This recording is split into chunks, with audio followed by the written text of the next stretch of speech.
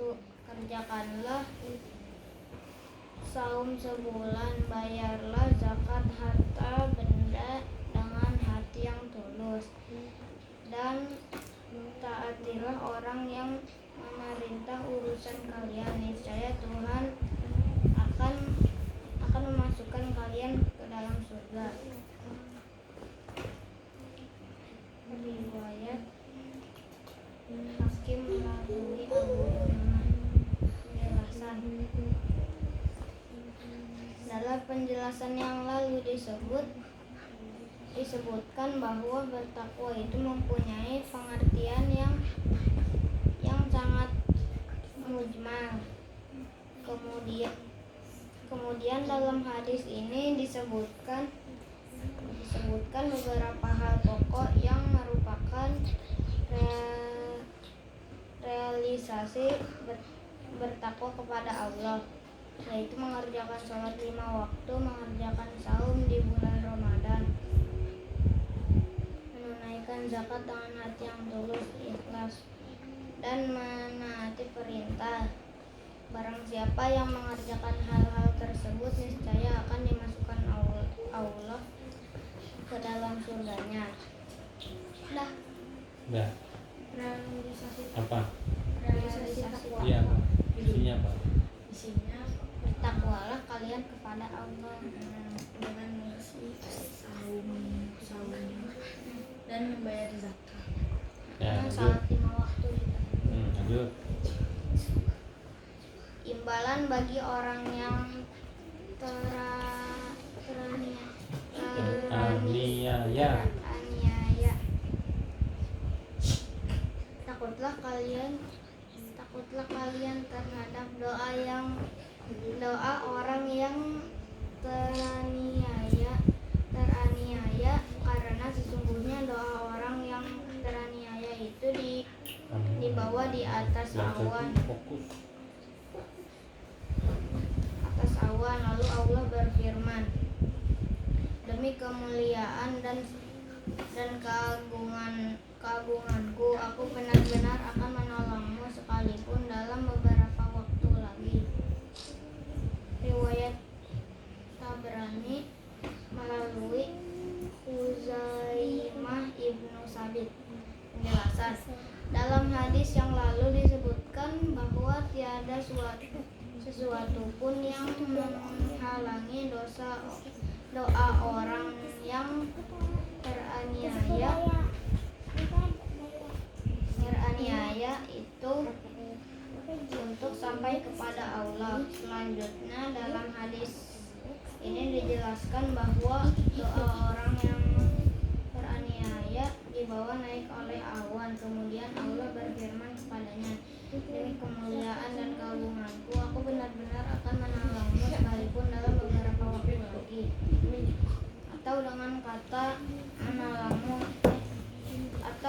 kata lain, Allah pasti akan menegakkan keadilan terhadap orang yang berbuat aniaya dan akan memberinya balasan yang setimpal atas perbuatannya itu. Bahaya aniaya dan kikir. Takutlah kalian terhadap perbuatan aniaya, karena sesungguhnya perbuatan aniaya itu merupakan kegelapan di hari kiamat. Dan takutlah kalian terhadap sikap kikir, karena sesungguhnya kikir itu telah membinasakan orang-orang sebelum kalian dan mendorong mereka untuk mengalirkan darah mereka sendiri serta menghalangkan kehormatan mereka. Penjelasan perbuatan aniaya kelak di hari kiamat akan berubah bentuk menjadi kegelapan yang sangat pekat bagi pelakunya. Hal ini merupakan siksaan baginya sehingga ia tidak mengetahui jalan yang harus ditempuh. ditempuhnya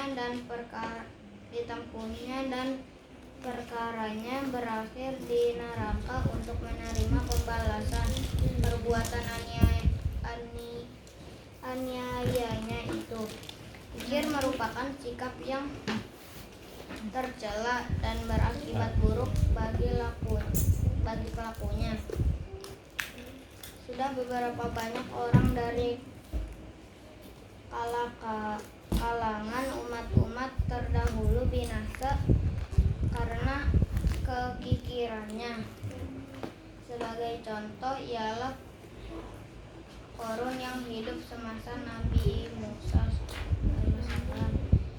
ditelan oleh bumi. Berikut harta bendanya karena kekikirannya tidak mau membayar zakat, dan bahkan kekikiran dapat menimbulkan pertumpahan darah dan terinjak-injaknya harga diri serta kehormatan para pelakunya. Nah, jadi kita tidak boleh kikir apa sih? Kikir itu pelit. Pelit Itu tidak mengasih, tidak mau berbagi apa? berbagi harta. Ya, kikir itu lebih kepada harta. Jadi kalau kita punya makanan berapapun, kalau kita berdua bagi dua. Kalau sendiri ya makan sendiri nggak apa-apa. Kalau bertiga bersama-sama, kamu mau nggak? Kamu mau nggak? Kamu mau nggak? Nggak mau, alhamdulillah, kan? Itu kalau ada apa-apa harus sama-sama. Dah ya, udah sekarang gantian. Iya lah. Assalamualaikum warahmatullahi wabarakatuh. Waalaikumsalam. Kita akan membacakan bab tahiyatul masjid dan salat duha serta salat tarawih di Baitullah pada bulan Ramadan. Dari Abu Qatadah Al-Ansari radhiyallahu anhu, ia bercerita Rasulullah SAW bersabda, "Idza dakhala ahadukumul masjida fala yajlis hatta yusolli raka'atain."